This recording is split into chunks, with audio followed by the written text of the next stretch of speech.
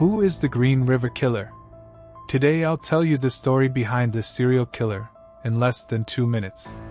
The Green River Killer is the nickname given to Gary Ridgway, a notorious American serial killer who was active in the 1980s and 1990s. He earned this nickname due to his initial dumping grounds for the bodies of his victims, which were often found near the Green River in Washington state. Gary Ridgway was born on February 18, 1949, in Salt Lake City, Utah. He grew up in a troubled family and exhibited disturbing behavior from a young age.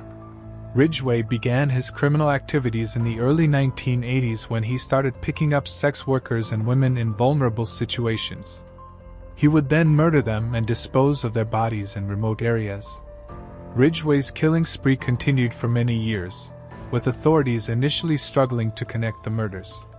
It wasn't until DNA evidence and other investigative techniques improved in the late 1990s that they were able to link many of the murders to him. In 2001, Gary Ridgway was arrested and later confessed to killing 71 women, although he was convicted of 49 counts of murder. He struck a plea deal in exchange for providing detailed information about the locations of his victims' remains. He was sentenced to life in prison without the possibility of parole.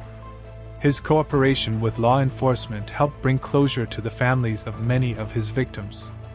The case of the Green River Killer is one of the most infamous and disturbing in American criminal history. Ridgway's ability to avoid capture for so long and the scale of his crimes shocked the nation, and his case remains a subject of interest for criminologists and those interested in the psychology of serial killers.